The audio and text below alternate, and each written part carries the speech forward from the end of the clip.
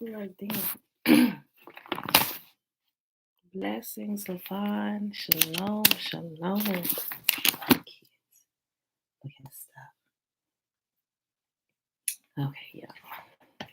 I'm gonna get from the chat real quick. Oh, we good. I'm Belinda Brown. Hey, Auntie. And I'll be checking the chat first thing when I get up here because I still don't know why it wasn't working the other day. The whole chat was out, but apparently everybody was there chatting along.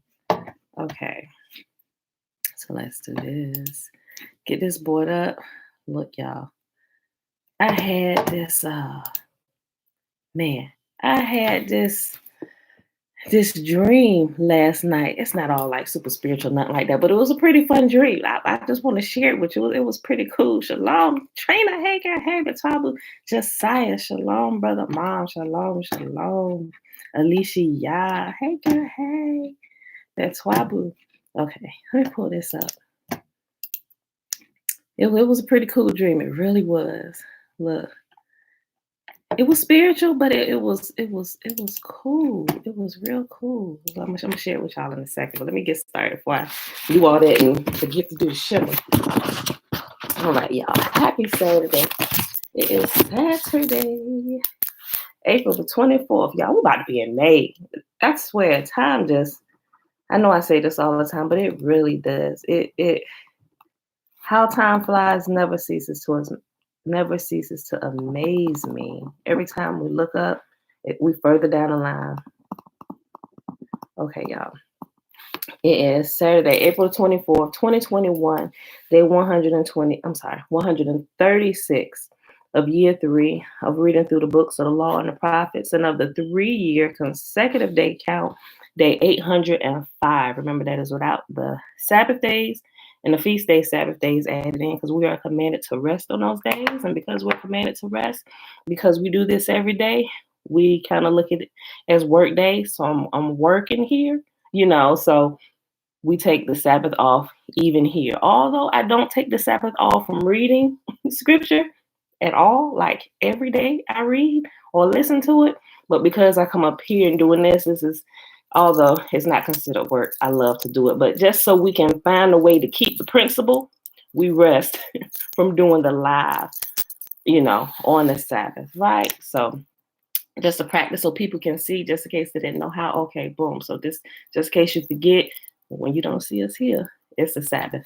Hopefully they don't take my channel down anytime soon or whatever, right? I try to stay away from titles that, I try to use catchy titles, but I try to stay away from titles that will trigger YouTube's red flag. Oh, yeah, excuse my nails, Bella. I know they're a little horrid. Baby girl, she said, Mom, let me paint your nails. I said, okay, to you. So I bought her this little set. It came with her little purse and wallet and little cell phone thing and her keys. And it came with this little nail set and stuff. I thought, oh, that's cute. Then she wanted to paint my nails. So she made me sit down last night. When she was painting my nails, I peeled this off, but I couldn't get it all off. I forgot. I was like, shoot, let me peel this off, but I couldn't get it all off, y'all. So that's that. Y'all probably looking like, oh my gosh, her nails, what in the world? But yeah, Tootie Baby was painting nails. Okay, y'all. So today we'll be reading 2 Kings 15, 16, and 17. And we'll hop over to the Legends of the Jews. We didn't get to read it yesterday. So we're going to hop over to page 499 and pick up there with the missing pieces of Esther. And also yesterday, if y'all didn't go back to the video yesterday, remember what we was talking about towards the end of the video. My glasses is fogging up. What we was talking about towards the end of the video, I shared a link with y'all, right? And I put in there, take some unbiased time when you get a chance and go back and watch this. It's a 2-hour documentary on Trayvon Martin. And a lot of the stuff that happened and that didn't happen And there was somebody who did a documentary completely unbiased in the whole situation, but he followed it. You know, he was saying that things weren't adding up, but with the lawyer that they had and just a lot of different things, witnesses, surprise information. So I was like, you know, this dude is a really good investigator. It's a 2-hour documentary, but I'm telling you, it's worth them 2 hours to go watch it, right?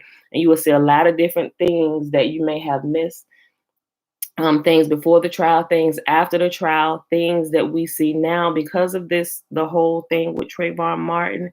It's really good. You watched it? Yo, look. And the title of it is called the Trayvon Martin Hoax, but they're going to explain to you exactly what that hoax is, right? As you get through towards the end of the video, because they're going to bring it out and they say, and this is the Trayvon Martin hoax. But they got to build you up to it so you can see everything in its proper context without some of the lies surrounding it. Yo, I'm just like, what? And so it's like, yep, that's the media for you. And we all know that you really can't trust the media, right? They show what they want to show you to continue pushing a certain narrative, right? So they can pass different laws and just all this other stuff. But anyway, enough about that. Look, y'all, let me share with y'all this dream I had last night, right? Okay, like I said, it's not like super spiritual, nothing like that. Shayla said my jaw dropped several times. Look, for those that didn't see it, and if you didn't go back yesterday, I'll drop it in the comments section here today, and I'll pin it at the top in the comments, and it'll be in the description box. So just in case you can't find it, I'll post it here today. I'm telling you, it's worth to watch, especially our people. It's really worth to watch, right? And I want you to really pay attention to, even if you had to go back and watch the video that I was talking about yesterday, and the whole reason why that even came up, I had no clue I was going to be talking about. Although I never said his name yesterday, y'all got the hint when I put the hood on my head. Like, I didn't even plan putting a hoodie on, but it just came up based on the scripture I was bringing out about Yahuah saying that the parents wouldn't be punished for the children's sins, and the children would not be punished for the parents' sins, and all that just kind of flowed together. Even with the question, the guy Incognito came in yesterday, all that kind of just tied together. I'm like, you know what, y'all, this was pretty amazing. This was pretty amazing, the way all this kind of tied together. You know, we was about to kick Incognito out, but what he said, although it seemed off topic for the moment, I was able to tie it in to the reading. So that was awesome. But still, those with the wrenches, if we got anything pop in there that kind of seem off topic to y'all, if I don't catch it, y'all still have my full permission to go ahead and delete, right? Go ahead, delete away, right? Because we'll need distractions. I don't need to always be tying in people comments either, but that was just, we just happened to be able to do that yesterday.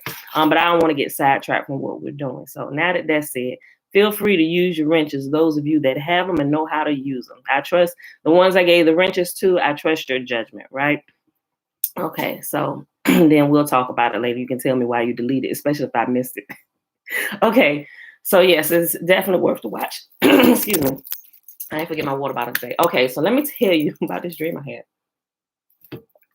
Like I said, it's not super spiritual, but it showed me something about the current generations, right? Okay, so I was at this house, and at this house, there was this choir full of our people, full of Black people, right? And we was all a part of this choir. And we was in there, we was singing this song of worship, right? I call worship songs those slower songs. Praise songs are like the fast ones. They gotta, you know, you can kind of move around. But I call worship songs the slower songs, right?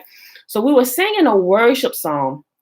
I don't remember exactly what it was, but it was a song that was really beautiful.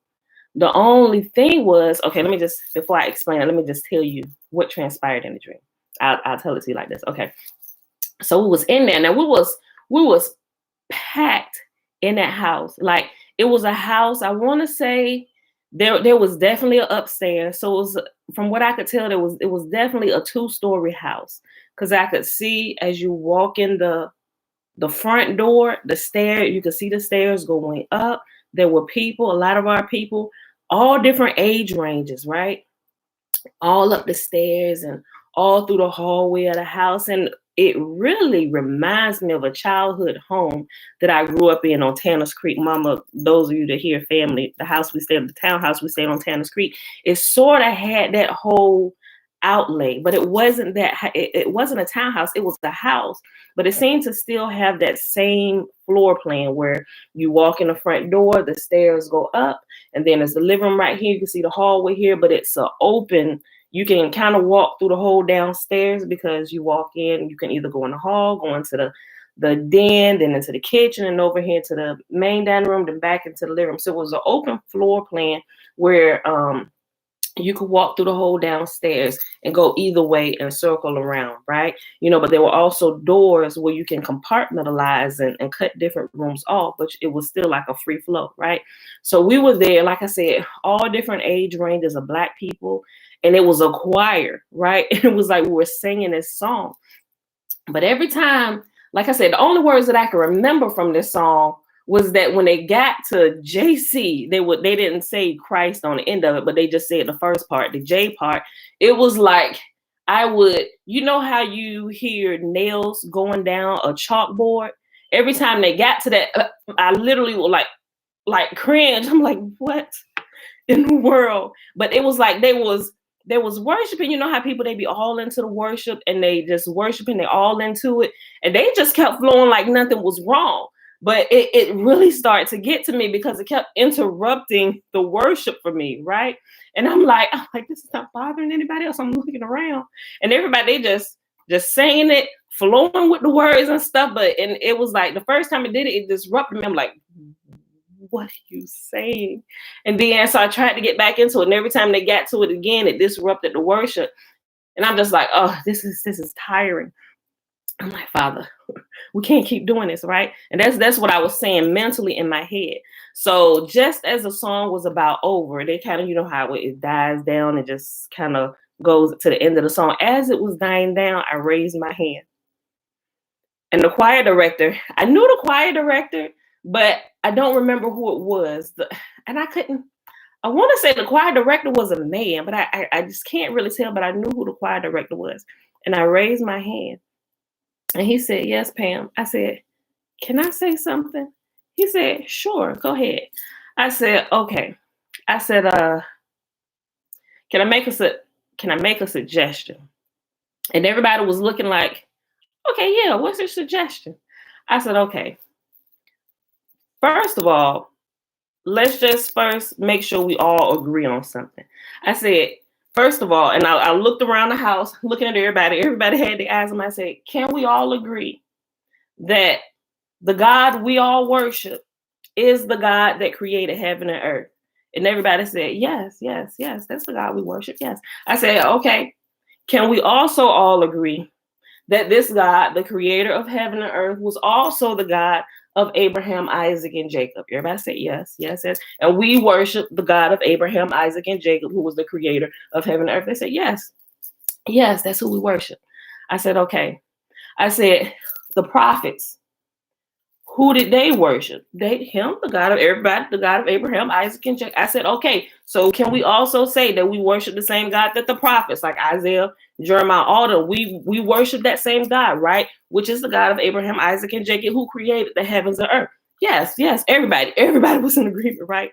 I said, okay, now that we all agree upon that, I said, can we all agree on, look, and I said it because you have to use wisdom with people who are steeped in church doctrine, right? You have to find some way to break their state. I was kind of chatting with Trina a little bit about this yesterday. I said, because I understood that, and they just so freely flowing was saying his name in the worship song, was like they wasn't getting it.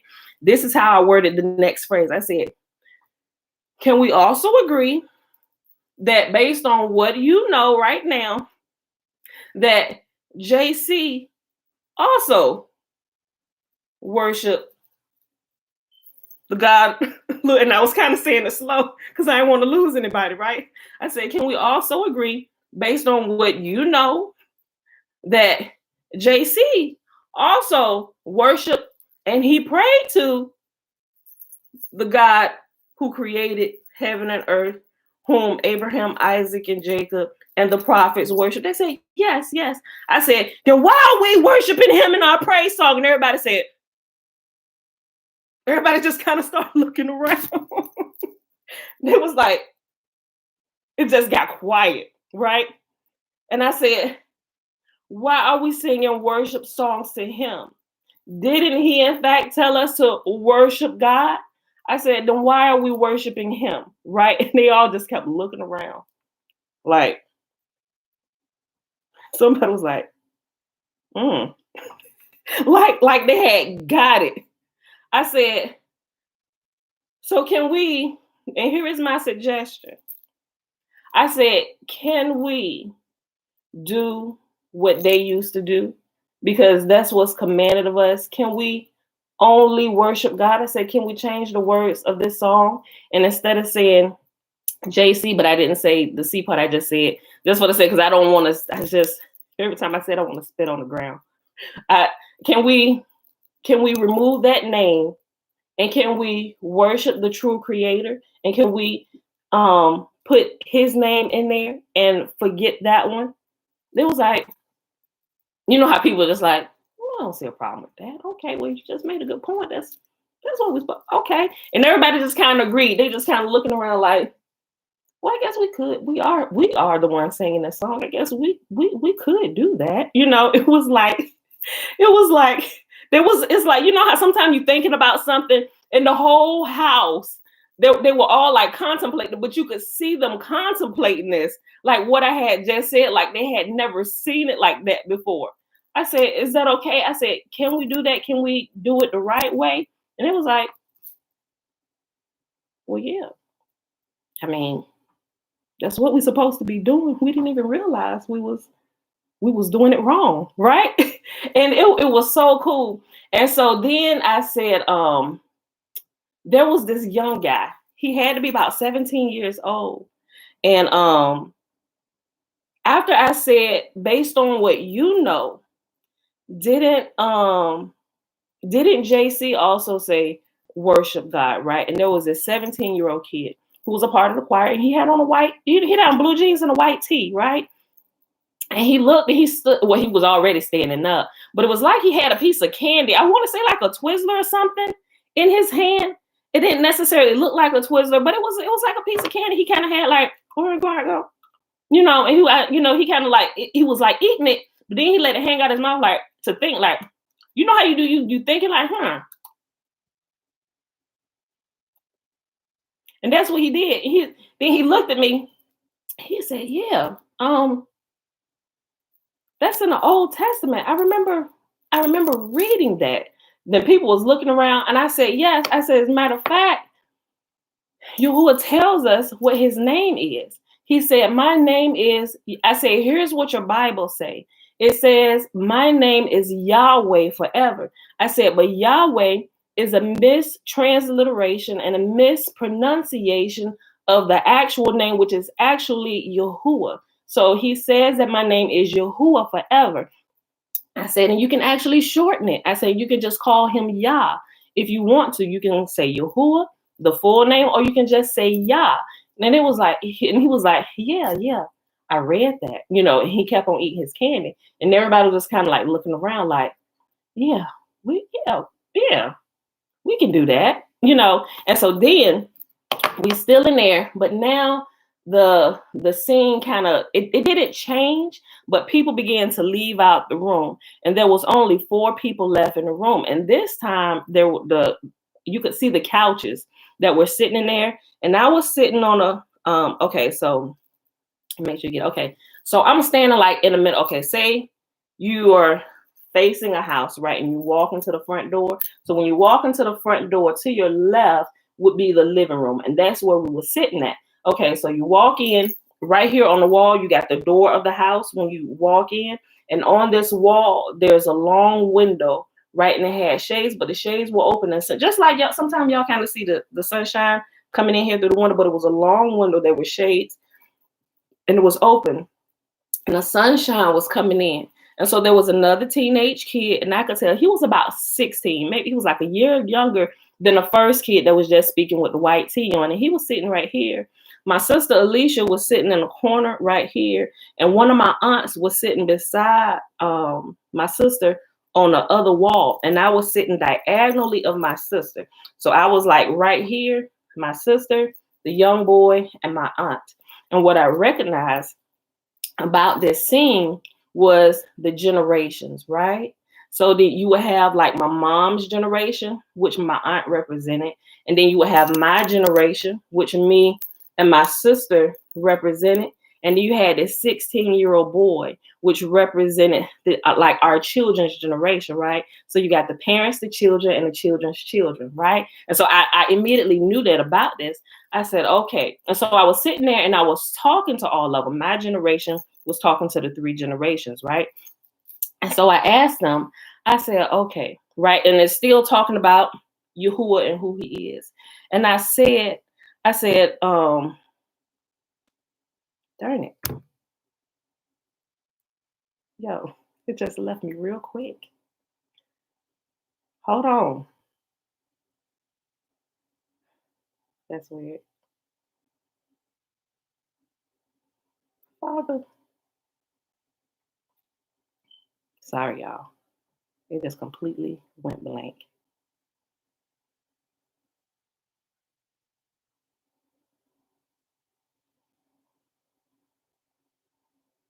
That is odd. Okay, hold on. Yo.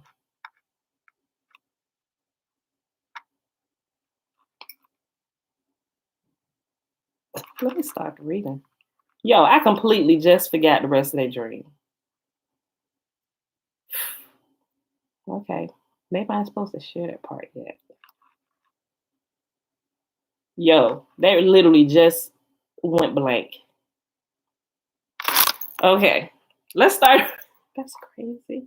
Let's start the reading. My glasses all fogged up. Yo, that's crazy. Father, am I not supposed to share that part? Okay. Yo. Okay. Shalom, Joanne. Okay, maybe we'll come back. Maybe it'll come back to me as I get done reading. Okay. Okay, so let's go ahead and do the reading. That is wild. Okay, y'all. But first, let's do the shimmer. Look, that, yo. All right, y'all. Let's do the shimmer. I'm just like really flabbergasted about that. Like that whole scene just went blank. Okay, let's do the shimmer. Okay, it's found in Deuteronomy chapter 6. Hear, therefore, O Israel, and observe to do it, that it may be well with you, and that you may increase mightily, as Yahuah, the God of our fathers, has promised us, in a land that flows with milk and honey. Hear, O Israel, Yahuah, our God, he is one God, and you shall love Yahuah, your God, with all your heart, with all your soul, and with all your might. And these words, which I command you this day, shall be in your heart. And you shall teach them diligently unto your children, and shall talk of them when you sit in your house, and when you walk by the way, and when you lie down, and when you rise up. And you shall bind them for a sign upon your hand, and they shall be as frontlets between your eyes. And you shall write them upon the posts of your house and on your gates. And Yahuah commanded us to do all these statutes, to fear Yahuah, our God, for our good always, that he might preserve us alive as it is at this day. And it shall be our righteousness if we observe to do all these commandments before Yahuah, our God, as he has commanded us. All right, y'all. Okay. Let's go ahead and start the reading. 2 Kings, hopefully it'll come back to me by the time I'm done with this, y'all. That's crazy. Like, I am like, wait a minute. That's only happened a few times before. Okay, but I'm like, okay, well, maybe that, I was supposed to say this next part. That's crazy. Okay, y'all, look, okay. 2 Kings, chapter 15. Uzziah, son of Amaziah, began to rule over Judah in the 27th year of the reign of King Jeroboam the second of Israel. He was 16 years old when he became king, and he reigned in Jerusalem 52 years, and his mother was Jechaliah from Jerusalem. He did what was pleasing in Yahuwah's sight, just as his father Amaziah had done. But he did not destroy the pagan shrines, and the people still offered sacrifices and burned incense there. Yahuwah struck the king with leprosy, which lasted until the day he died. He lived in isolation in a separate house. The king's son Jotham was put in charge of the royal palace, and he governed the people of the land. The rest of the events in Uzziah's reign and everything he did are recorded in the book of the history of the kings of Judah.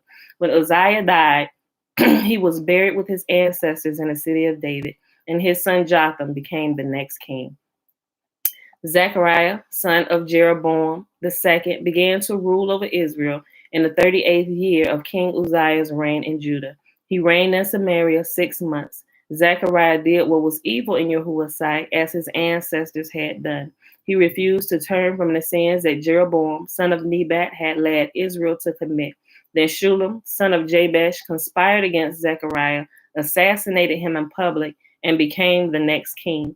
The rest of the events in Zechariah's reign are recorded in the book of the history of the kings of Israel. So Yahuwah's message to Jehu came true. Your descendants will be kings of Israel down to the 4th generation. Shalem, son of Jabesh, began to rule over Israel in the 39th year of King Uzziah's reign in Judah. Shalem reigned in Samaria only 1 month. Then Mehanim, son of Gadi, went to Samaria from Tirzah and assassinated him, and he became the next king. The rest of the events in Shalem's reign, including his conspiracy, are recorded in the book of the history of the kings of Israel. At that time, Menahem destroyed the town of Tappuah and all the surrounding countryside as far as Tirzah because its citizens refused to surrender to the town. He killed the entire population and ripped open the pregnant women.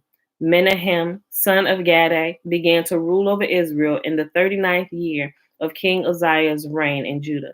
He reigned in Samaria 10 years, but Menahem did what was evil in Yahuwah's sight. During his entire reign, he refused to turn from the sins that Jeroboam, son of Nebat, had led Israel to commit. Then King Tiglath-Pileser of Assyria invaded the land, but Menahem paid him 37 tons of silver to gain his support in tightening his grip on royal power. Menahem extorted the money from the rich of Israel, demanding that each of them pay 50 pieces of silver to the king of Assyria. So the king of Assyria turned from attacking Israel and did not stay in the land. The rest of the events in Menahem's reign and everything he did are recorded in the book of the history of the kings of Israel. When Menahem died, his son, Pekahiah became the next king. Pekahiah, son of Menahem, began to rule over Israel in the 50th year of King Uzziah's reign in Judah. He reigned in Samaria 2 years, but Pekahiah did what was evil in Yahuwah's sight. He refused to turn from the sins that Jeroboam, son of Nebat, had led Israel to commit. Then Pekahiah, son of Remaliah, the commander of Pekahiah's army, conspired against him with 50 men from Gilead. Excuse me. Hold on. Okay. With 50 men from Gilead, Pekahiah assassinated the king, along with Argob and Ariah in the citadel of the palace at Samaria, and Pekahiah reigned in his place. The rest of the events in Pekahiah's reign and everything he did are recorded in the book of the history of the kings of Israel. Pekahiah, son of Remaliah, began to rule over Israel in the 52nd year of King Uzziah's reign in Judah. He reigned in Samaria 20 years, but Pekahiah did what was evil in Yahuwah's sight. He refused to turn from the sins that Jeroboam, son of Nebat, had led Israel to commit. During Pekahiah's reign, King Tiglath-Pileser of Assyria attacked Israel again, and he captured the towns of Ijon, Abel Beth-Makkah, Genoa, Kadesh, and Hazor. He also conquered the regions of Gilead, Galilee, and all of Naphtali, and he took the people to Assyria as captives. Then Hosea, son of Elah, conspired against Pekah and assassinated him. He began to rule over Israel in the 20th year of Jotham, son of Uzziah. The rest of the events in Pekah's reign and everything he did are recorded in the book of the history of the kings of Judah. Jotham, son of Uzziah, began to rule over Judah in the second year of King Pekah's reign in Israel. He was 25 years old when he became king. He reigned in Jerusalem 16 years. His mother was Jerusha, the daughter of Zadok. Jotham did what was pleasing in Yahuwah's sight. He did everything his father Uzziah had done. But he did not destroy the pagan shrines, and all the people still offered sacrifices and burned incense there. He rebuilt the upper gate of the temple of Yahuwah. The rest of the events in Jotham's reign and everything he did are recorded in the book of the history of the kings of Judah. In those days, Yahuwah began to send King Rezin of Aram and King Pekah of Israel to attack Judah. When Jotham died, he was buried with his ancestors in the city of David, and his son Ahaz became the next king. All right, y'all. 2 Kings chapter 16. Ahaz, son of Jotham, began to rule over Judah in the 17th year of King Pekah's reign in Israel. Ahaz was 20 years old when he became king, and he reigned in Jerusalem 16 years. He did not do what was pleasing in the sight of Yahuwah his God, as his ancestor David had done. Instead, he followed the example of the kings of Israel, even sacrificing his own son in a fire. In this way, he followed the detestable practices of the pagan nations Yahuwah had driven from the land ahead of the Israelites. He offered sacrifices and burned incense in pagan shrines and on the hills under every green tree. Then King Rezin of Aram and King Pekah of Israel came up to attack. They besieged Ahaz but could not conquer him. At that time, the king of Edom recovered the town of Elah for Edom. He drove out the people of Judah and sent Edomites to live there, as they do to this day. King Ahaz sent messengers to King Tiglath-Pileser of Assyria with this message: I am your servant and your vassal. Come up and rescue me from the attacking armies of Aram and Israel. Then Ahaz took the silver and the gold from the temple of Yahuwah and the palace treasury and sent it as a payment to the Assyrian king. So the king of Assyria attacked the Aramean capital of Damascus and led its population away as captives, resettling them in Kir. He also killed King Rezin. King Ahaz then went to Damascus to meet with King Tiglath-Pileser of Assyria. When he was there, he took special note of the altar. Then he sent a model of the altar to Uriah the priest, along with its design in full detail. Uriah followed the king's instructions and built an altar just like it, and it was ready before the king returned from Damascus. When the king returned, he inspected the altar and made offerings on it. He presented a burnt offering and a grain offering. He poured out a liquid offering, and he sprinkled the blood of peace offerings on the altar. Then King Ahaz removed the old bronze altar from its place in front of Yahuwah's temple, between the entrance and the new altar, and placed it on the north side of the new altar. He told Uriah the priest, use the new altar for the morning sacrifices of burnt offering, the evening grain offering, the king's burnt offering and grain offering, and the burnt offerings of all the people, as well as their grain offerings and liquid offerings. Sprinkle the blood from all the burnt offerings and sacrifices on the new altar. The bronze altar will be for my personal use only. Uriah the priest did just as King Ahaz had commanded him. Then the king removed the side panels and basins from the portable water carts. He also removed the great bronze basin called the sea from the backs of the bronze oxen and placed it on the stone pavement. In deference to the king of Assyria, he also removed the canopy that had been constructed inside the palace for use on the Sabbath day, as well as the king's outer entrance to the temple of Yahuwah. The rest of the events in Ahaz's reign and everything he did are recorded in the book of the history of the kings of Judah. When Ahaz died, he was buried with his ancestors in the city of David. Then his son Hezekiah became the next king. It was upstairs, right? Mm-hmm. And now it's down here on the couch. Because she brought it back down last night. Oh, okay. It was still up there on your footlocker. But I removed it from my footlocker and I put it on her bed. and she brought it back down. You just didn't see her because y'all was engaged in your whole gaming tournament. No, Yeah. Mom. Yes.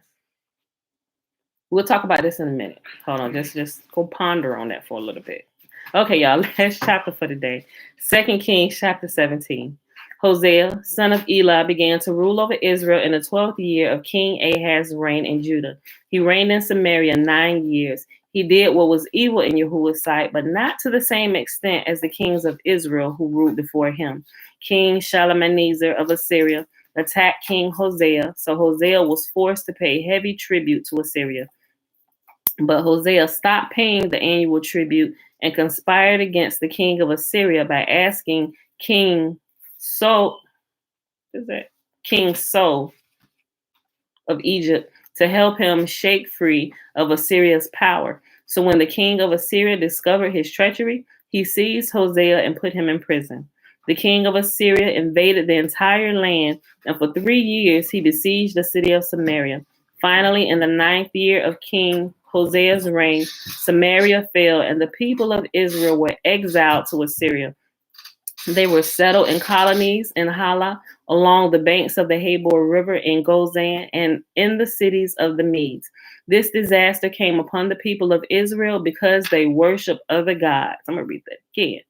This disaster came upon the people of Israel because they worship other gods. They had sinned against Yahuwah their God, who had brought them safely out of Egypt and had rescued them from the power of Pharaoh, the king of Egypt. They had followed the practices of the pagan nations, and Yahuwah had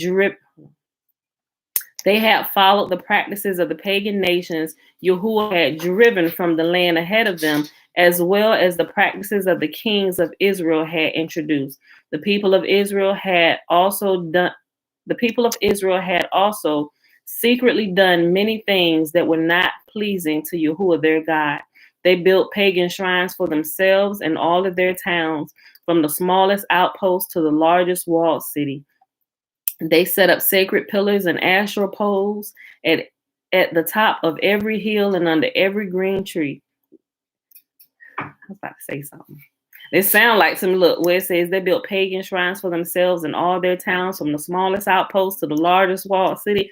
Think about all these churches that they're building with the phallus all on top. Yeah, you see them everywhere, right? Everywhere. They set up pillars and Asherah poles at the top of every hill and under every green tree. They offered sacrifices on all the hilltops, just like the other nations Yahuwah had driven from the land ahead of them. So the people of Israel had done many evil things, arousing Yahuwah's anger. Yes, they worship idols despite Yahuwah's specific and repeated warnings. Oh, look, listen to this, y'all.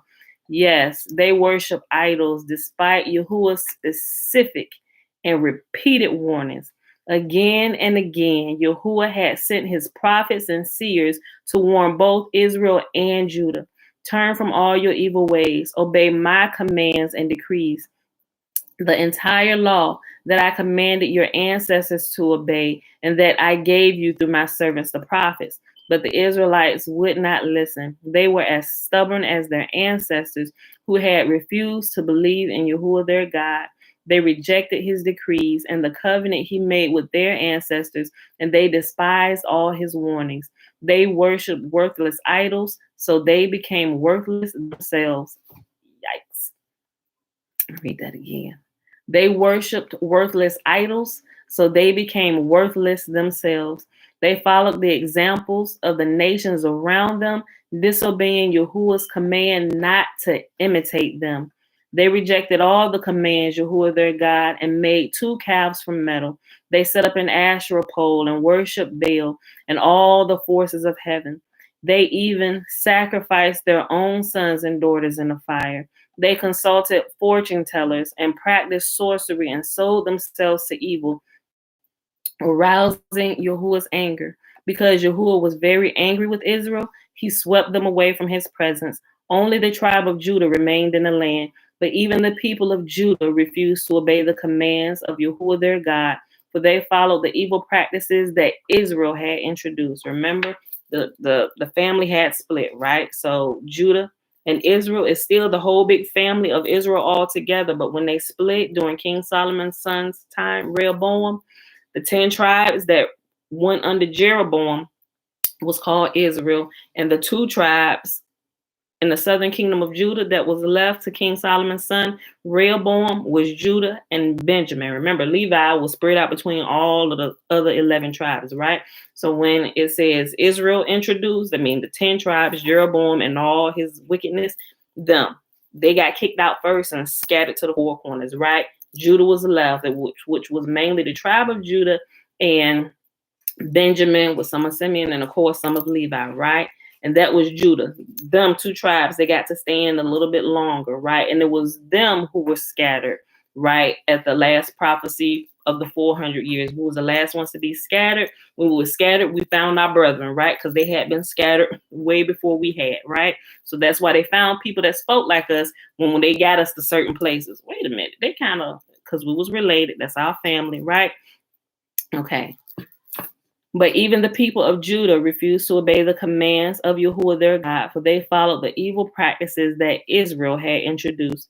Yahuah rejected all the descendants of Israel. He punished them by handing them over to their attackers until he banished Israel from his presence.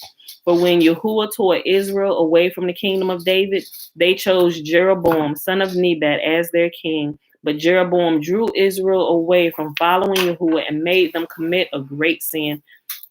And the people of Israel persisted in all the evil ways of Jeroboam. They did not turn from the sins. They did not turn from these sins until Yahuah finally swept them away from his presence, just as all his prophets had warned. So Israel was exiled from their land to Assyria, where they remain to this day. The king of Assyria transported groups of people from Babylon, Cutha, Ava, Hamath, and Sepharvaim, and resettled them in the towns of Samaria, replacing the people of Israel. They took possessions of Samaria and lived in its towns. But since these foreign settlers did not worship Yahuah when they first arrived, Yahuah sent lions among them, which killed some of them. So a message was sent to the king of Assyria. You can see how they did that too. Even if you look at the created state of Israel through the Balfour Declaration, we know that's not all the land. That little small slither is not going to hold all our people, right? But we see them, they did the same thing. Remember, Africa is a black continent. No matter if they dig a canal through there and try and chop it off from Africa and say it's a part of the Middle East, which is, y'all just made that up, right? It's northeast, it's East Africa, right? They split that up, they moved the people out, and they resettled people in. That's what they did. This is what they do all the time, right? Listen, I read it again. Where foreigners settle in Israel. The king of Assyria transported groups of people from Babylon, Cutha, Ava, Hamath, and Sepharvaim, and resettled them in the towns of Samaria, replacing the people of Israel, right? Remember, Yahuah had scattered them. Y'all gonna get out of here. Y'all not keeping the rules of the land, so y'all gotta go, right? He sent the nation, scattered them out, got them out of there, sent them someplace else where they can act a fool, right? You go do that over there, but you ain't gonna do it in my house, right? And so the king, after all of Israel, the 10 tribes was moved out, they brought in other people to resettle in the land. The king of Assyria transported groups of people from Babylon, Cutha, Ava, Hamath, and Sepharvaim, and resettled them in the towns of Samaria, replacing the people of Israel. They took possession of Samaria and lived in its towns. But since these foreign settlers did not worship Yahuah when they first arrived, Yahuah sent lions among them, which killed some of them. So a message was sent to the king of Assyria. The people you have sent to live in the towns of Samaria do not know the religious customs of the God of the land. He has sent lions among them to destroy them because they have not worshipped him correctly. The king of Assyria then commanded, send one of the exiled priests back to Samaria. Let him live there and teach the new residents the religious customs of the God of the land. Is that not what they did? Everything that they have learned from our people, right? Because the land was eating them up. So they had to keep to the laws. Look, they do it. They keep the laws of the land so they don't get rooted out, right? Look, even to this day, y'all. The king of Assyria then commanded, send one of the exiled priests back to Samaria. Let him live there and teach the new residents the religious customs of the God of the land. So one of the priests who had been exiled from Samaria returned to Bethel and taught the new residents how to worship Yahuwah. But these various groups of foreigners also continued to worship their own gods.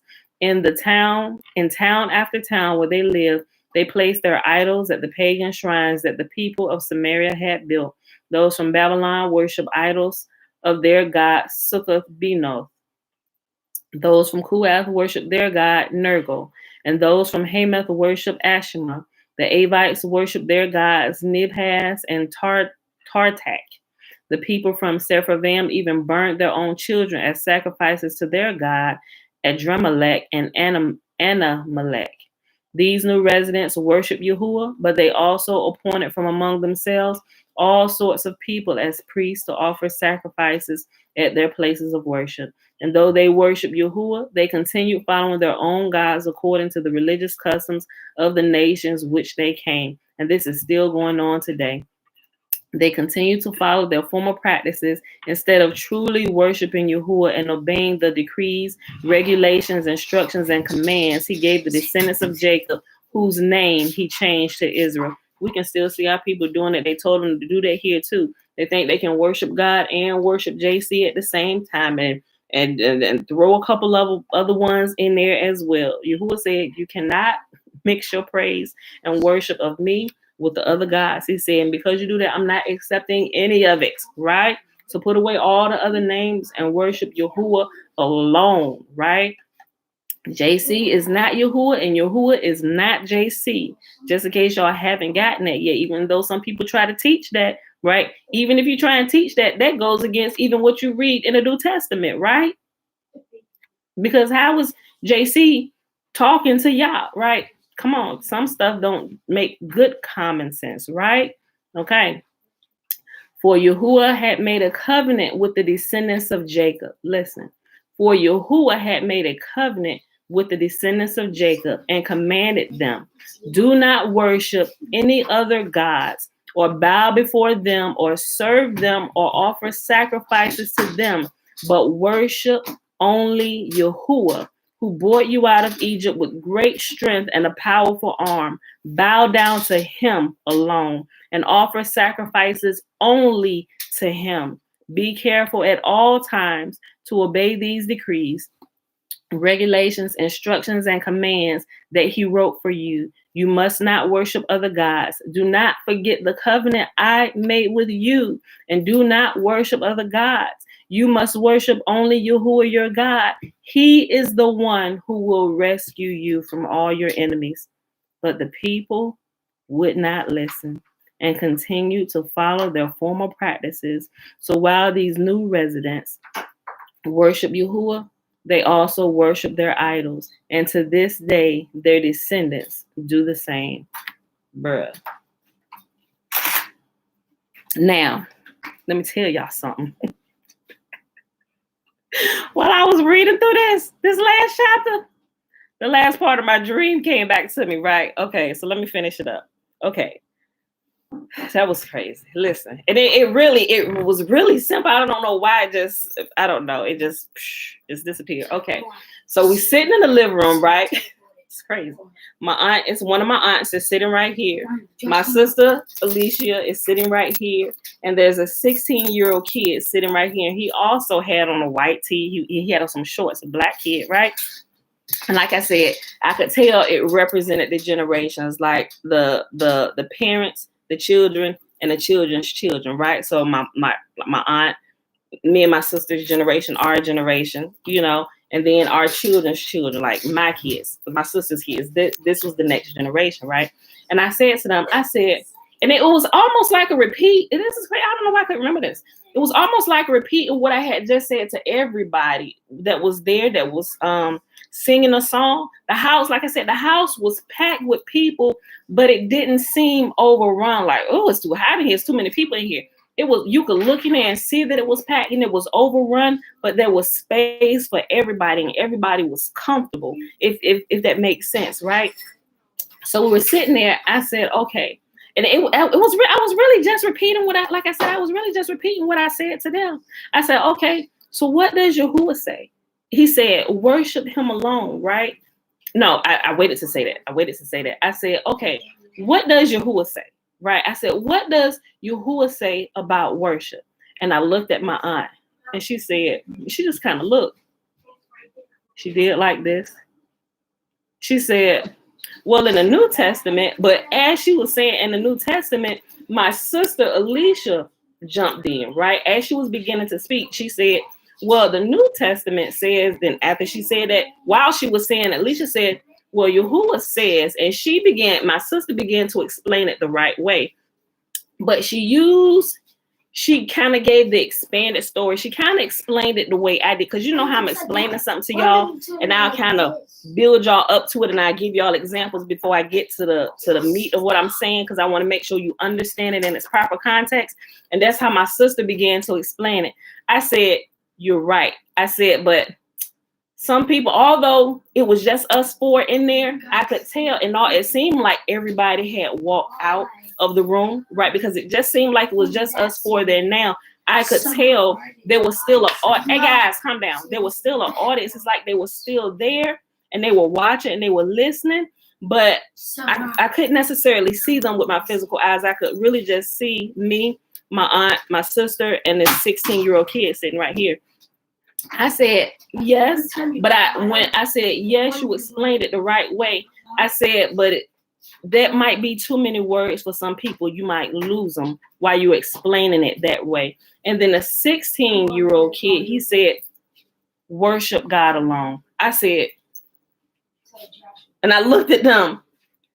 Alicia shook her head. She said, I said, that baby got it. I said, baby, what you say? He said, worship God alone. I said, he said, as a matter of fact, he said, he constantly says it. He said, I first saw it in Exodus.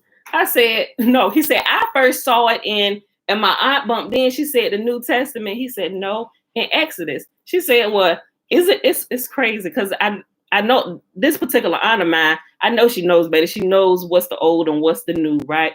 And she said, well, I could have sworn that was in the New Testament. He said, no, that's the Old Testament. I said, say it again, baby. He said, it's found in Exodus, such and I don't remember the verse he said, it's found in Exodus, such and such. And we are to worship God alone. Like, and he was saying God, I was saying, yeah, but he was saying God, but you could tell but he got it. He said, but we're to worship God alone. I said, you see this? I said, this baby got it. And says it's simple, just like that, right?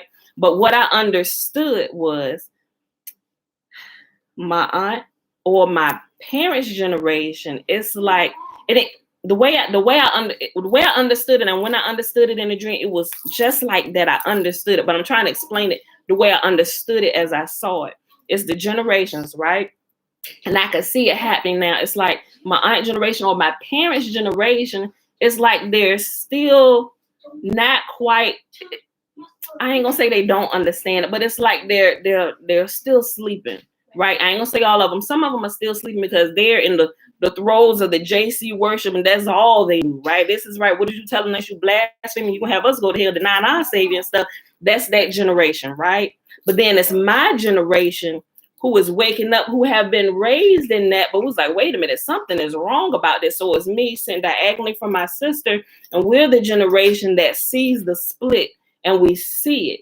And this generation just completely got it right off rip, right?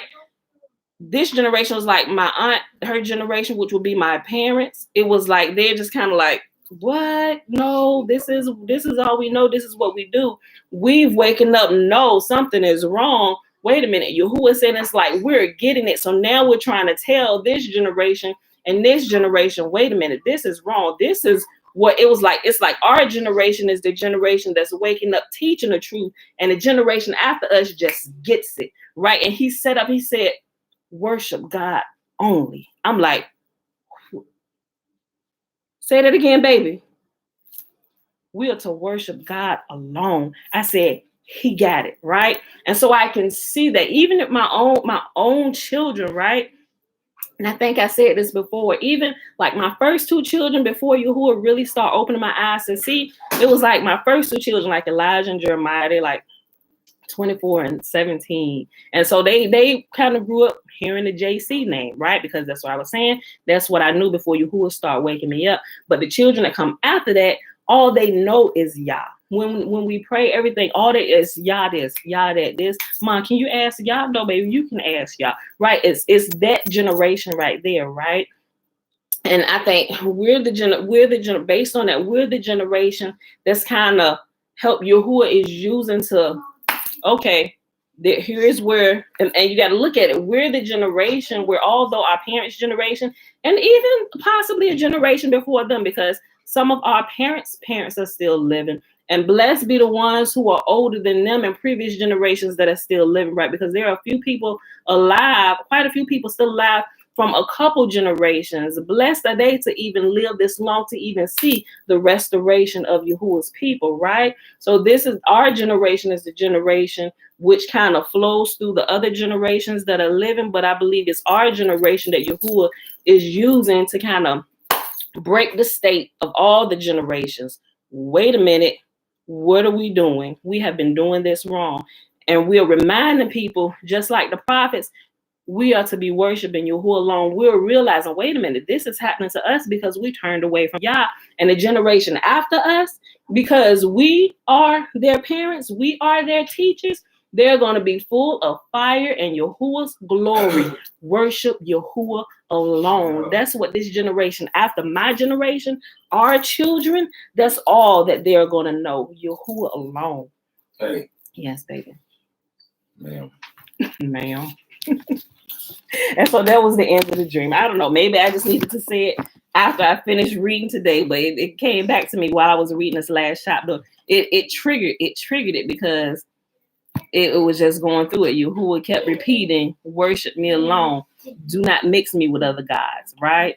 Yeah, so that was the end of that, y'all. Yes, babe. Ma'am. Yes. All right. I will be right there. So let's go ahead and hop over to the legends of the Jews. What you say? There was a rainbow beside your head at the window as you was reading the last part of scripture. Really? I'm gonna have to go back and watch the video. Is it still there? Today is the day. Can you still see the rainbow? I got you. I just see bright sun. I'm gonna have to go back and watch the video. I'm gonna have to go back and watch. That's pretty cool if it did, right? Okay. Okay, y'all. So let's hop over here to the legends of the Jews. You're gonna throw away everybody's shoes. A whole lot of shoes thrown away. Okay. Y'all got a whole lot of shoes. Y'all haven't even yet. I'm still throwing away. Really. Okay. Guys, can I get y'all to quiet down just a little bit, please? Thank you. Okay, casting a lot, y'all. Page 499. Oh. We'll definitely be done with this in a couple days. And if you haven't gotten your book, the next one we're going to be reading along with our daily reading is Fossilized Customs. Go ahead and get your copy. You can get it from Amazon. I just gave you the same link that I got mine from. I ain't getting paid for it, but this is what we're going to be reading along with scripture so we can go through some of the false teachings that have been perpetrated for previous generations where people are stuck in lies, right? We're breaking the state of all the lies, returning the people to Yahuah alone.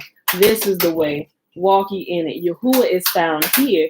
Your help is found here, right? So we ain't going to be no more of these prayers, these hit and missing prayers, praying our prayers in the name of other gods or people that they done made into gods. There ain't going to be no more of that. That stops with our watch. Ain't no more of that, right? No more of that. We're going to learn the truth and we're going to walk in truth. All right. Casting lots.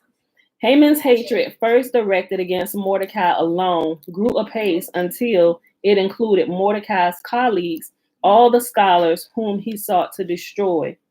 Oh, hold on. I just remember another part of the dream. Hold on. Pause real quick. Look. Okay. So after the baby said, I call the baby, the 16-year-old said, worship God alone. I remember my aunt sitting up and she looked at him and she said, wait, that's found over in the, in the New Testament. He said, no, I first seen that in Exodus, right? And then it was like, when she was kind of trying to tell him, he said, no, he was pretty much saying, Yahuah said this here and it was here, right? And like I said, I don't remember the scripture exactly that he gave off to tell her when he was speaking to her, and she was just looking like, okay, like she wasn't like, oh, don't try and tell me. She wasn't like that. She was actually listening. She's like, well, okay, yeah. And then what I noticed was, and I actually even said it out to her, I didn't say it at her like to talk down or anything. I said, and this is how we can tell those who actually go back and read the scriptures for themselves, because what you just said is teaching that has been given to you from someone else. The Bible doesn't even say this. So that's how we can tell those people who actually read scripture and those who only read what they're told to read, right? And then it went into another little portion that I still don't quite remember yet. But yeah, I just remember that part as I was reading it. So I just wanted to add that in. Okay. So I just start over. I was only on like the second sentence. Haman's hatred, first directed against Mordecai alone, grew apace until it included Mordecai's colleagues, all the scholars whom he had sought to destroy. And not satisfied with even this, he plotted annihilation of the whole of Mordecai's people, the Hebrews. Before beginning to lay out his plans, he desired to determine the most favorable moment for his undertaking, which he did by casting lots. First of all, he wanted to decide on the day of the week. The scribe Shimshai began to cast lots. Sunday appeared inappropriate, being the day on which Yahuah created the heaven and earth, whose countenance depends on Israel's existence. So we know here, right, as this guy is translating this, clearly we know Sunday, he's using pagan terms for this. But those of us who understand, we know we can kind of keep reading without being stumped up over words, right? Okay. All right, Trina, love you. Have a great day at work. Okay. The scribe Shimshai began to cast lots. Sunday appeared inappropriate, being the day on which Yahuah created heaven and earth, which would be the first day, although he said Sunday here, but it's the first day on which Yahuah created the heaven and earth, whose continuance depends on Israel's existence. Remember, we read about all of that. Yahuah said, for the sake of Israel, I'm creating this. I'm creating a people who I want to hang out with me, and I'm going to use this particular people to accomplish some of these things, right? And he calls us his firstborn son. Why? Firstborn means he has more sons, but the firstborn is the one who inherits everything, and they're the ones who teach the other nations, who would in turn should turn to Yah and become his sons and daughters as well, right? That's why he calls us his firstborn son, because he desires to get many more sons and daughters of the other nations, right? Hey, say it again. Yahuah desires to beget many more sons and daughters. And we, as his firstborn son, not one, but the whole of us, yes, come on, talk, are commissioned with teaching the other nations about who he really is. Firstborn and finish. Okay. Finish. To get many more. Yes, many more. To get many more. Many more sons and daughters. So we have. Look, don't start, because I know where you're about to go. We got 6. Look, hold on. I'm about to do something. Okay, being the day on which Yahuah created heaven and earth, whose continuance depends on Israel's existence. Were it not for Yahuah's covenant with Israel, there would be neither day. Hey, calm down. If it were not for Yahuah's covenant with Israel, there would be neither day nor night, neither heaven nor earth. Monday showed itself equally unpropitious for Haman's devices, for it was a day on which Yahuah effected the separation between the celestial and the terrestrial waters, or the heavens above from the heavens below. Symbolic of the separation between Israel and the heathen. Tuesday, the day on which the vegetable world was created, refused to give its aid in bringing about the ruin of Israel, who worships Yahuah with branches of palm trees. Wednesday, too, protested against the annihilation of Israel, saying, on me the celestial luminaries were created, and like unto them, Israel is appointed to illuminate the whole world. Like what I was just saying, right? Okay, so remember, we're still talking about Haman. Haman is trying to figure out which day he's going to choose to kind of have this decree set in motion to annihilate Israel, right? So he was going through the days to see which day he could choose for this. before he took it to the king. Okay, we need to kill all of them because they doing this, right? Look. Wednesday, too, protested against the annihilation of Israel, saying, on me, the celestial luminaries were created, and like unto them, Israel is appointed to illuminate the whole world. First destroy me, and then thou mayest destroy Israel. And we know that'll never happen. Thursday said, O Yah, on me, the birds were created, which are used for sin offerings. When Israel shall be no more, who will bring offerings? First destroy me, then thou mayest destroy Israel. Friday was unfavorable to Haman's lots because it was the day of creation of man, and Yahuwah said to Israel, ye are men. Least of all was the Sabbath day inclined to make itself subservient to Haman's wicked plans. It said the Sabbath is a sign between Israel and Yahuwah. Right? Right? Those that keep Yahuwah's Sabbath, we are sealed by him. It's a sign of our covenant, right? The Sabbath is a sign between Israel and Yahuwah. First destroy me, and then thou mayest destroy Israel, which we know that'll never happen. So during the Sabbath, when Yahuwah, just say he looks out over the earth, during the Sabbath, there will be complete stillness. Like we would be recognized immediately by the celestial realm, right? Because we're all in our place while the world is busy moving around like a bunch of little ants moving. There are highlighted places all over the earth where there is peace and there is no movement and there is rest, and thereby that's the seal. Okay, so if something happens, these places you don't touch, right? The seal shines bright. It illuminates from these places because it's following that covenant, right? So destruction of bypass all these places that have been sealed. Some people, you are so beautiful. They don't get that yet, right? Okay. Baffled, Haman gave up all idea of settling upon a favorable day of the week. He applied himself to the task of searching out the suitable month for his sinister undertaking. As it appeared to him, Adar was the only one of the 12 owing naught that might be interpreted in favor of the Hebrews. The rest of them seemed to be enlisted on their side. In Nisan, Israel was redeemed from Egypt. In Ilar, Amalek was overcome. In Siwan, the Ethiopian Zerah was smitten in the war with Asa.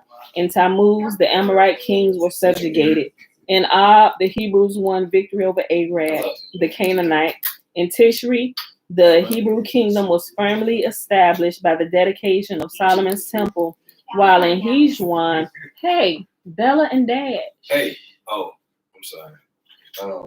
Hey, wait a minute.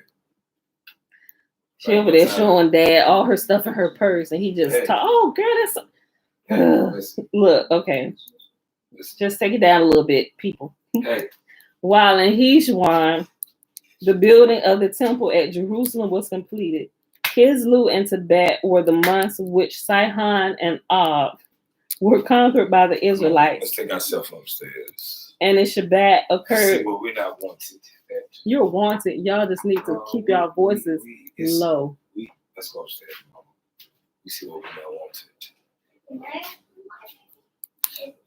I see. But I understand. And in Shebat occurred the January campaign of the 11 tribes against the godless children of Benjamin. Not alone was Adar a month without favorable significance in Hebrew history, but actually a month of misfortune, the month in which Moses died. What Haman did not know was that Adar was the month in which occurred also the birth of Moses. Then Haman investigated the 12 signs of the zodiac in relation to Israel, and again it appeared that Adar was the most unfavorable month for the Hebrews. The first constellation, the ram, said to Haman, Israel is a scattered sheep, and how canst thou expect a father to offer his son for slaughter? The bull said Israel's ancestor was the firstling bullock. The twins, as we are twins, so Tamar bore twins to Judah. The crab, as I am called Saratan, the scratcher, so it is said of Israel that all that oppress him, he shall scratch sorely. The lion, Yahuwah is called the lion, and it is likely the lion will permit, and is it likely the lion will permit the fox to bite his children? the virgin. As I am a virgin, so Israel is compared unto a virgin. The balance. Israel obeys the law against unjust balances in the Torah and must therefore be protected by the balance. The scorpion. Israel is like unto me, for he too is called scorpion. The archer. The sons of Judah are masters of the bow, and the bows of mighty men are directed against them. The sons of Judah are masters of the bow, and the bows of mighty men directed against them will be broken. The goat. So if anybody know anything about the they call it horoscopes or the constellations, the signs or whatever, I have a book. It's called the which is it? Is the sixth and the seventh book of Moses, right? That joker is about this thick, but it goes into some detail as well about some of the ancient things they knew about the clock in the sky and how they divided it up. And so as I'm reading through it, I'm like, boy, they take everything. Like when even the zodiac signs and stuff, they take everything from nature, right? Everything is taken from nature and they put their own little twist on it and giving you stuff. So people, you ever have people do birth charts and stuff? Like if you really understood all of this and understood the kind of wisdom Yahuah has given to his people, that he has put everything in nature for us to see. And a lot of times when you have the wrong people teaching you, they just put scary terms on it. Stay away from this. That's witchcraft. You don't want to do this. Call it horoscopes, right? And they give you just enough to talk about it good and to talk about it real bad, right? Just to kind of keep you just glancing and keep on going. But if you really understood it and what it was, let me just give you a little bit. What's crazy is the way Yahuah has time divided up over the millennia, everything and every person has been accounted for.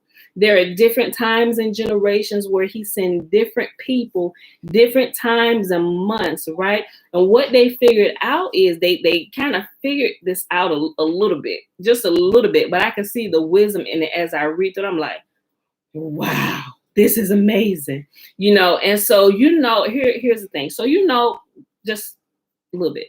So, how people have different signs, right? Say Geminis. Geminis are all of them, they have like the same personality, so to speak. You got Scorpios, the Sag, and different ones, right? And so you will notice all of these people, they tend to have the same type of personalities. It's like, even if you don't know, you can spot them. If you understood this, you could spot those people just by hearing them talk, seeing how they act, different things. You can tell, oh, you a Sag, right? Oh, that's a Gemini through and through, right? Those that understand this, understand there is a beautiful calculation on why all of this happens the way it is, because this is really a beautiful, magnificent puzzle where the pieces have been scattered all over the place. And some people understand some part about it. Other people understand the other little parts about it. Some people understand this little bit about it. But if you take all them pieces and put it together, you can see this puzzle coming together. Wait a minute. Well, how can they do this? And then let me tell you something I learned about, and I don't know if she's here today, because I know sometimes she come in and she listen. My daughter-in-law called me yesterday. And she, how much more we gotta go? Hold on. I'm not gonna finish saying this. My daughter-in-law called me yesterday and she was telling me something. She said, can I ask you a question? I said, yeah. She said, are we supposed to call psychics and ask them? Like I was like, what do you mean? I said, y'all tells us to stay away from them, right? And I just did it joking. I said, thou shalt not suffer a witch to live. She said, no, listen, let me tell you this. And so she shared a story with me. And I'm like, oh, well, you better tell her not to do that. Because here is what I understand now by doing some of my study. Remember how we was reading over King Saul? Remember King Saul? They had banished all the witches, right? All the soothsayers and wizards and stuff like that, right? So when he went to go call up King Saul, remember the person who is conjuring up the spirit, they'll see the spirit come, they arise, but the spirit arise upside down, right? but they can see the spirit. But the person who went to go call up, hey, can you call up my granddaddy? The person is going to see granddaddy, but the person who asked you to call them up could only hear, right? So it's kind of all chopped and screwed. So the person who want to talk to granddaddy can only hear granddaddy's voice, and the witch or the soothsayer or the crystal ball reader, whoever, the conjurer who conjured up the person can see granddaddy arise upside down, but it's not really granddaddy, right? So it's the same thing. What I understand now, as I get to this day, what we realize is that that's not granddaddy. That's a demon spirit. You're not really hearing the voice of granddaddy, right? And so that's why they go upside down. The witch was taken aback when she saw Samuel actually come up, because Samuel had rose right side up. And that's why she was scared, because she knew that the spirit she talked to, they rise up upside down. Like you see them hang crosses, burn a cross and hang somebody upside down. When crucify you upside down, that's how they see the spirits come up. That's how they know they're operating with demonic entities, right? And it's not really operating with y'all. So I said, listen, let me tell you something. I said, here's something I understand about them.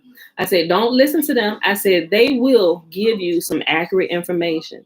I said, but Yahuah says for his people to come to him alone, right? The information that you're going to get from Yahuah, you go ask Yahuah the same stuff. He's going to give you information that's going to be unbiased, and it's going to be good for all involved, right? I said that as she shared a little bit more with me, she shared some other things that this psychic, now she wasn't the one calling the psychic, because she was really concerned about a family member that was sharing some stuff with her about this.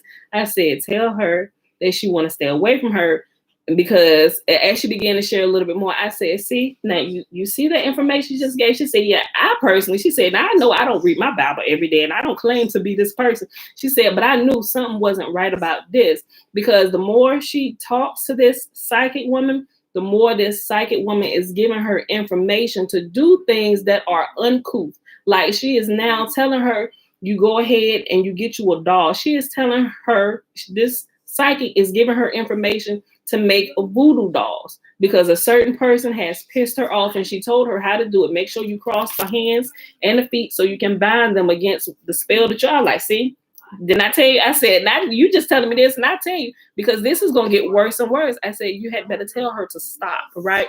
And she said, well, look, she also said this. I said, look, no, you need to be careful, because now what's going to happen is this information that she's giving her, it could possibly backfire on you, because she already told you that this psychic then told her family member that there is somebody, she had her draw cards and stuff. And I understand all this stuff because I looked into it. So I'm like, it's like, you know how you learn, any military person, you learn your enemy, learn how they operate. So that's how I know all this stuff.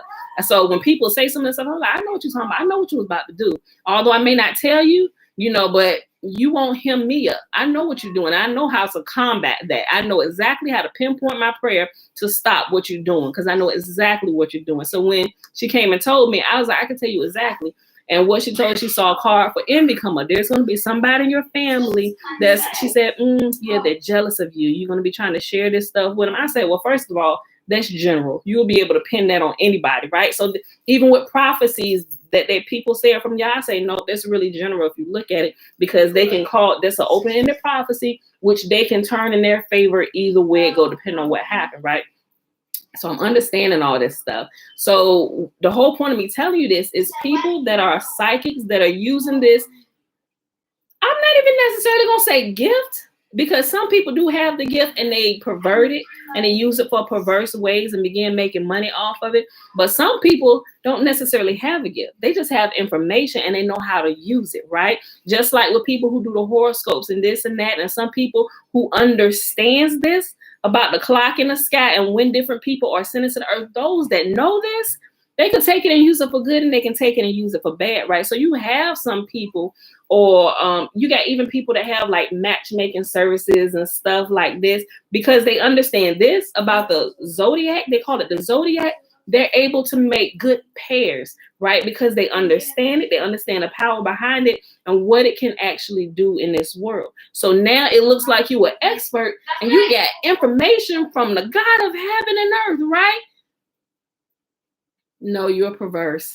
and you better stop it.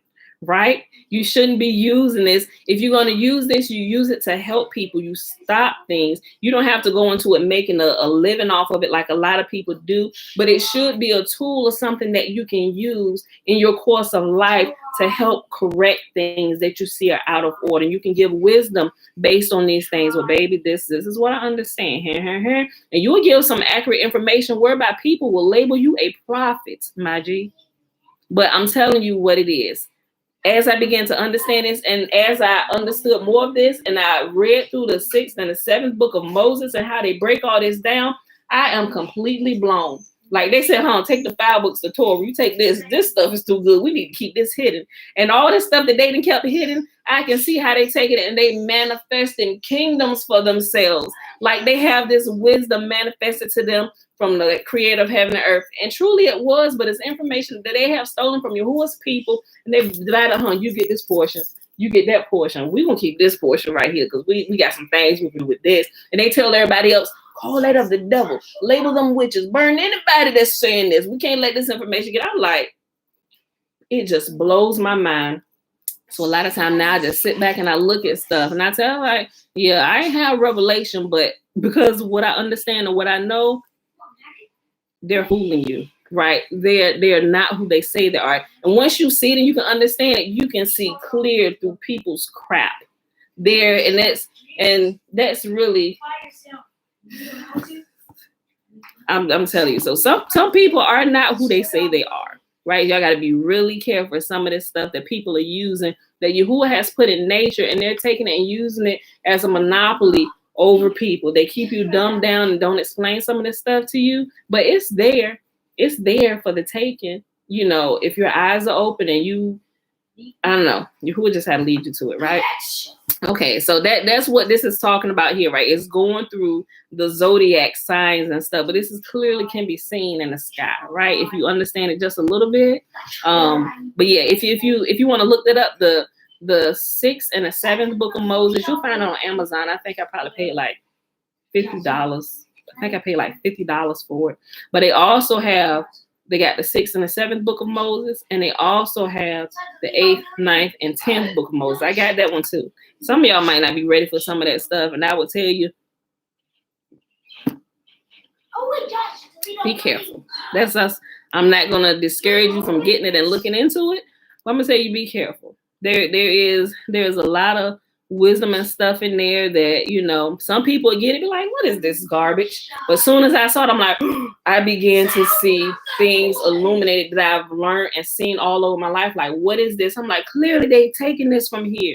Some people, they'll get it and their eyes will be completely closed to it.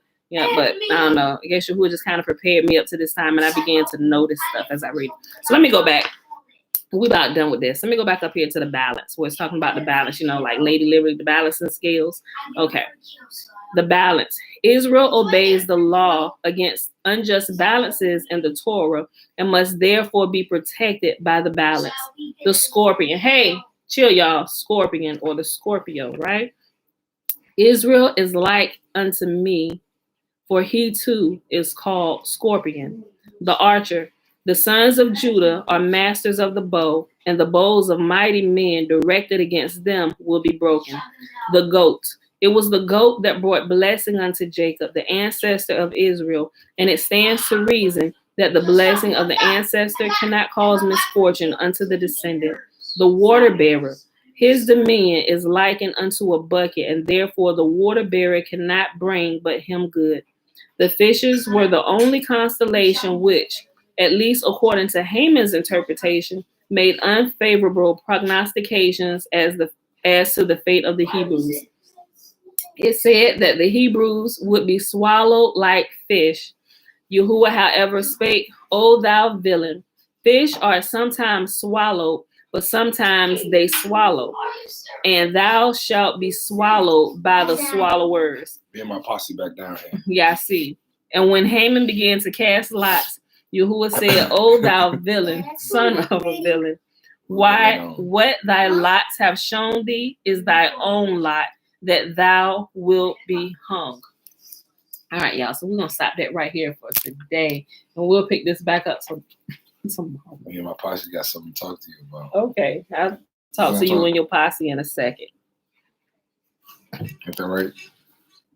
Is that right? All right. Yes. So what you got to say to me? Tell mommy what you got to say. I speak for her. I speak on her behalf. So on her behalf. Let me close out this session. Okay, y'all. So thank y'all for hanging out with me today while we read through this. I'm gonna remember I'll post a thing about Trayvon Martin if you didn't get to watch it yesterday. So go back. I'm telling you, sister, it is worth the watch. So it is Saturday, April the 24th, 2021, day 136 of year 3 of reading through the books of the law and the prophets, and of the 3-year consecutive day count, day 805. That is without the Sabbath days and the Sabbath feast days added in. We read 2 Kings 15, 16, and 17, and we read the Legends of the Jews, page 499 to 500. Yep, to 500. All right. So let's hop on over here to the blessing, which is found in Numbers chapter 6. Remember the first 21 verses? Here's the Nazarite vow. Nazarite vow can be taken by a man or a woman. We'll go shop. The blessing starts at verse 22 all the way to the end of the chapter, verse 27. And Yahuah spake unto Moses, saying, Speak unto Aaron. Bella, chill. And Yahuah spake unto Moses, saying, Speak unto Aaron and unto his son, saying, On this wise ye shall bless the children of Israel, saying unto them, May Yahuah bless us and keep us. May Yahuah make his face to shine upon us and be gracious unto us. May Yahuah lift up his countenance upon us and give us peace. And they shall put my name upon the children of Israel, and I will bless them. All right, beautiful people. We'll go ahead and get out of here. They talking about unicorns and stuff. So I will see y'all tomorrow, bright and early, 7:30 a.m. Eastern Standard Time. Love y'all. Peace. We got Prince Fly Guy. We got Prince Fly Guy. Okay. We got it. Where she got?